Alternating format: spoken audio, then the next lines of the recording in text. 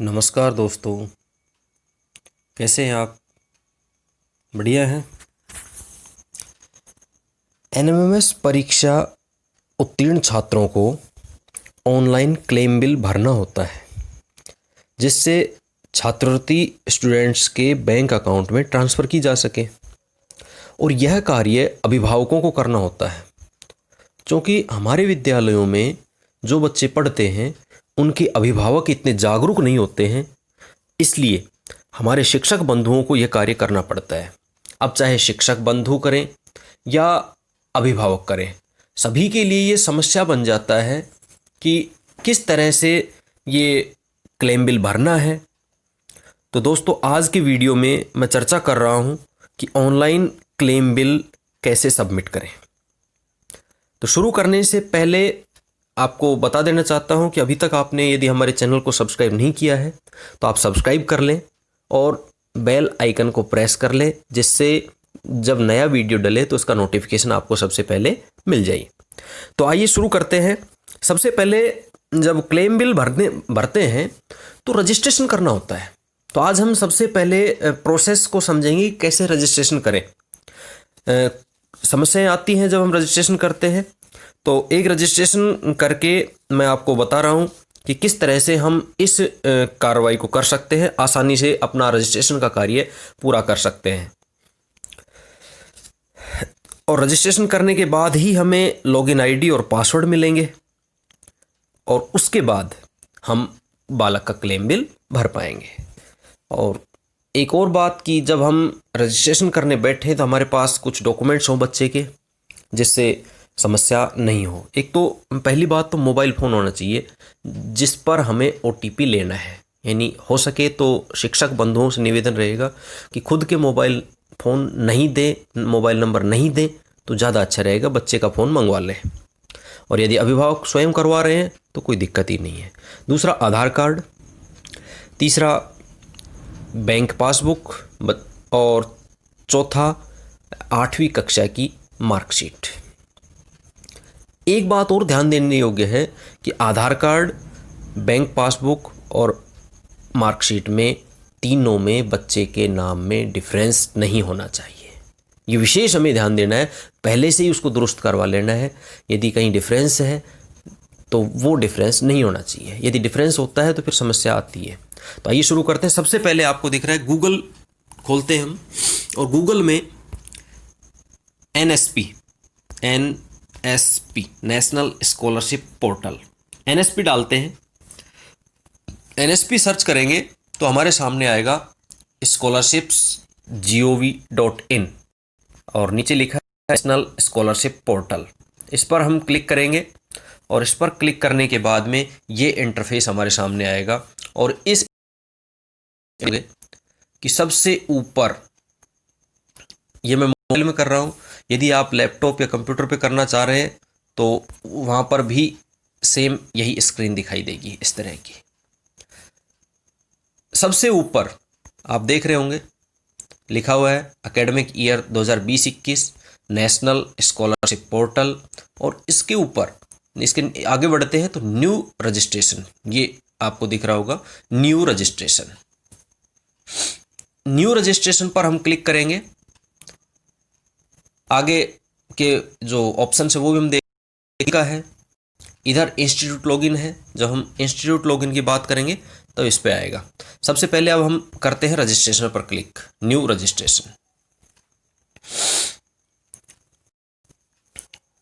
New registration में सबसे पहले दे रखी है guidelines for registration on national scholarship portal.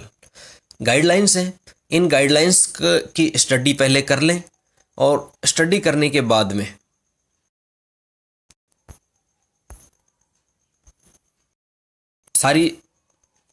इन सभी निर्देशों को पढ़ लिया है। और उसके बाद ये कहता है मैं निम्नलिखित के लिए सहमत हूँ। मैंने पंजीकरण के सभी दिशा निर्देशों को पढ़ा और समझा है, क्लिक किया। मैं जागरूक हूँ कि यदि एक से अधिक आवेदन भरे हुए पाए जाते हैं तो सभी आवेदन अस्वीकार कर दिए जाने योग्य है, ये भी मुझे पता है, इस पर भी क्लिक कर दिया। मैं जागरूक हूँ प्रदान किए बैंक खाते के विवरण में किसी प्रकार भी बदलाव प्रावधानों के अनुसार नियत प्रक्रिया के बाद केवल एक बार किया जा सकता है। इन सबको टिक करने के बाद में आगे बढ़ेंगे कंटिन्यू, और कंटिन्यू पे बढ़ने के बाद में ये हमारी स्क्रीन आ गई कि fresh registration for academic year 2020 and 21। सबसे पहला ऑप्शन है स्टेट ऑफ डोमिसाइल, जो आपके बच्चे के निवास का स्टेट है वो सेलेक्ट करेंगे। हमारा स्टेट है राजस्थान। स्कॉलरशिप कैटेगरी दी गई है, प्री मैट्रिक या पोस्ट मैट्रिक। अब चूंकि बच्चा 9वीं में है तो प्री मैट्रिक को सेलेक्ट करेंगे। उसके बाद बच्चे का नाम आएगा, मैं एक नाम भर देता हूँ, ठीक है। अब इसके बाद आता है स्कीम टाइप। अब स्कीम टाइप कौन सी है, इसमें हमें सेलेक्ट करना है एनएमएस के लिए स्कॉलरशिप स्कीम, स्कॉलरशिप स्कीम। इसके बाद डेट ऑफ बर्थ आएगी बच्चे की, वो डेट ऑफ बर्थ ऐड कर देंगे। इसके बाद जेंडर, जेंडर जो बच्चे का है, मोबाइल नंबर, मोबाइल नंबर अभी मैं मेरे डाल रहा हूँ। ईमेल आईडी यदि हो बच्चे की तो डाल दें, नहीं तो कोई ज़रूरी नहीं है। इसके बाद कोड, बैंक के आईएफएससी कोड डालें।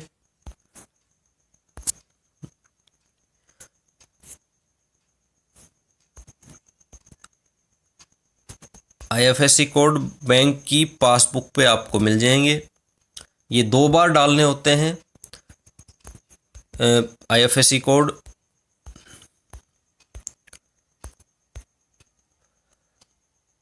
एक बार डाल के उसके बाद कंफर्म करने होते हैं। 2 बार डाल दी। इसके बाद अकाउंट नंबर भी 2 बार डाले जाते हैं और फिर इनको कंफर्म करना होता है दूसरी बार।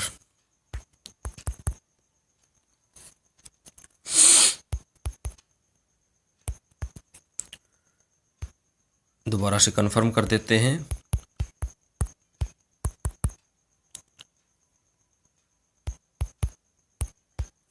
बैंक अकाउंट नंबर हो गए। अब इसके बाद बैंक का नाम आ चुका है, क्योंकि हमने आईएफएससी कोड भर दिए थे तो बैंक का नाम ऑटोमेटिक आ जाएगा इसमें। इसके बाद आइडेंटिफिकेशन की डिटेल, इसमें आप किससे आइडेंटिफाई करना चाहते हैं बच्चे को, तो आधार नंबर से हम करेंगे। आधार नंबर भर देंगे बच्चे के।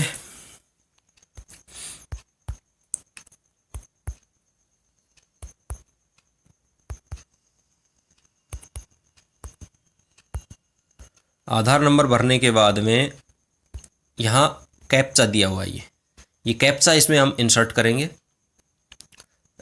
कैपिटल है तो कैपिटल, स्मॉल है तो स्मॉल। जैसे लेटर्स यहाँ दिए हैं वैसे ही लेटर्स हम इसमें इंसर्ट करेंगे। और ये करने के बाद में आगे वही डिक्लेरेशन है, ये सारी पढ़ के कि पहला हमने पढ़ा कि मैंने स्वेच्छा से अपने बच्चे का आधार नंबर जमा किया और मुझे पता है कि इसका उपयोग उसकी पहचान स्थापित करने के लिए किया जाएगा ताकि वह एनएसपी में सूचीबद्ध किसी भी योजना से छात्रवृत्ति प्राप्त कर सके। दूसरा है, मैं जागरूक हूँ कि मेरे बच्चे के आधार नंबर का उपयोग UIDAI के आधार रिकॉर्ड में उसका व्यक्तिगत पहचान विवरण मिलान करके उसकी पहचान स्थापित करने के लिए किया जाएगा। मैं जागरूक हूँ कि वैकल्पिक रूप से मेरे बच्चे का बैंक खाते का विवरण भी प्रस्तुत किया जा सकता है। उसके बाद तीसरा है, मैं जागरूक हूँ कि मेरे बच्चे का आधार नंबर का उपयोग यदि सही पाया गया तो उसके आधार नंबर से जुड़े बैंक खाते में छात्रवृत्ति भुगतान करने के लिए भी किया जा सकता है। और इस पर जब हम क्लिक करेंगे तो रजिस्टर वाला जो बटन है ये हाईलाइट हो जाएगा। इसमें बता रखा है कि for first time login OTP 1 time password है, वो sent by NSP on the above provided number will be required, please verify mobile number before registering. तो ये 3 स्टार लगा रखे हैं कि ये जो मोबाइल नंबर आपने दिया है ये मोबाइल नंबर वेरीफाई कर लें, क्योंकि इसके ऊपर OTP भेजा जाएगा। तो मोबाइल नंबर अच्छी तरह जांच लें कि सही है या नहीं है। इसके बाद आपको इस रजिस्टर पर क्लिक करना है। रजिस्टर पर क्लिक करने के बाद में साइट अपडेट करेगी और ये बैक टू होम हो गया है। दोबारा से मुझे ये प्रोसेस करनी पड़ेगी। दोबारा से यहीं से शुरू करते हैं। उसी प्रकार से ये तीनों को टिक किया, आगे बढ़े। आगे बढ़ने के बाद वही सारी डिटेल, डोमिसाइल का स्टेट सेलेक्ट किया, स्कॉलरशिप की कैटेगरी सेलेक्ट की, नेम ऑफ द स्टूडेंट और स्कीम, स्कॉलरशिप स्कीम, इंसेंटिव नहीं करना है इसमें, scholarship scheme, date of birth, बच्चे की डेट ऑफ बर्थ हमें ऐड करनी है। उसके बाद जेंडर मेल फीमेल जो भी है आपको ऐड करना है। मोबाइल नंबर ऐड कर दिए। आप ईमेल आईडी भी ऐड कर सकते हैं। IFSC कोड,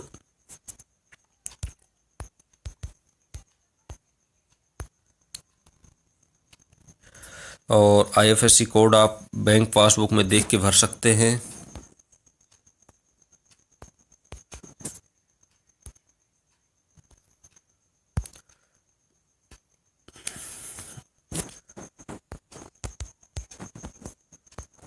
ये IFSC कोड दोबारा से,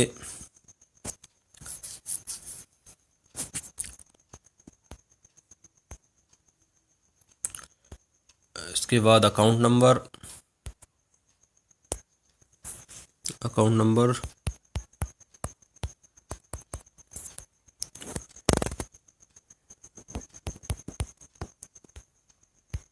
दोबारा से confirm bank account number,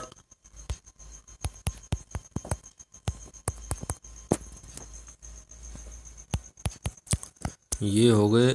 bank का नाम खुद आ जाएगा इसमें IFSC कोड भरने से। अब आइडेंटिफिकेशन डिटेल्स में इसमें हम आधार नंबर को सेलेक्ट करेंगे, आधार नंबर इंसर्ट करेंगे इसमें।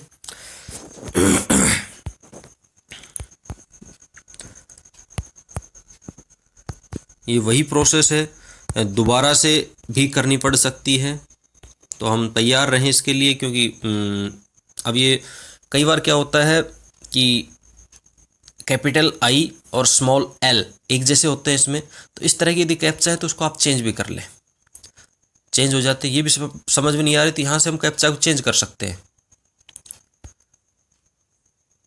ये पढ़ने में आ रहे हैं, हम इनको इंसर्ट करेंगे। कैपिटल W है, S, फिर कैपिटल Z है, फिर X, कैपिटल M और कैपिटल R। चलिए फिर इन बॉक्सेस को टिक कर देंगे जो हमने पढ़ लिए थे, और चाहें तो फिर पढ़ सकते हैं। फिर रजिस्टर पर क्लिक करेंगे। रजिस्टर पर क्लिक करने के बाद इसकी प्रोसेस होगी, और प्रोसेस होने के बाद में ये हमारे पास एप्लीकेशन ID आ चुका है। आपसे निवेदन है, सबसे पहले इसको नोट कर लें। आपने नोट कर ली, ठीक है, नोट कर लिया। मैं भी इसको नोट कर देता हूँ। RJ 2020-21-00 5896-171। चलिए अब कंटिन्यू पर हम क्लिक करेंगे। कंटिन्यू पर क्लिक करते ही हमें ये विंडो ले जाएगी login to for fresh application. अब हमें लॉगिन करना है। एप्लीकेशन ID डालेंगे। Application ID RJ 2020-21-00 5896-171। पासवर्ड, अब जब फर्स्ट टाइम हम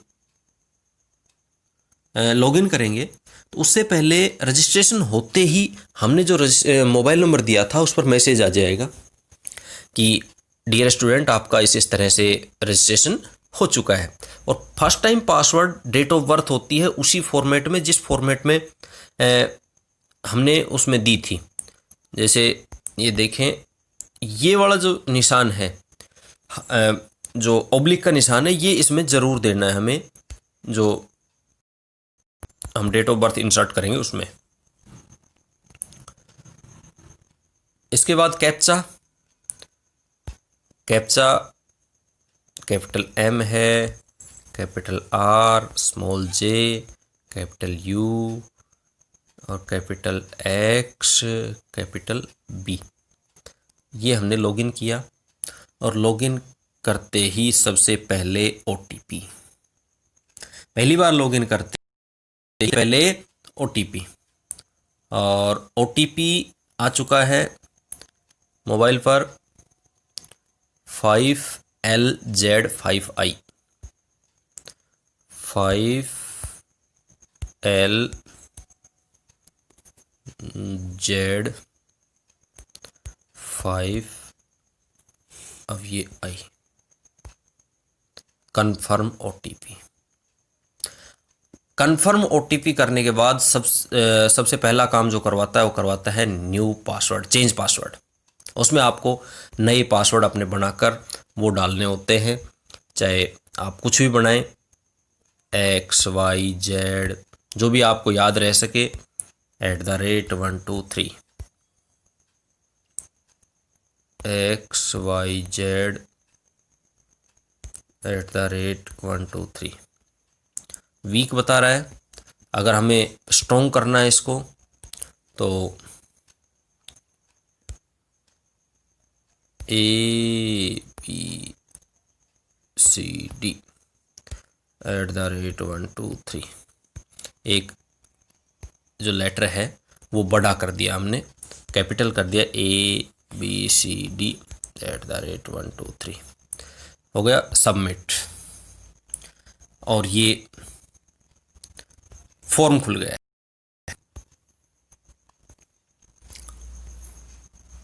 एप्लीकेशन फॉर्म पर हम क्लिक करेंगे फॉर्म भरने के लिए।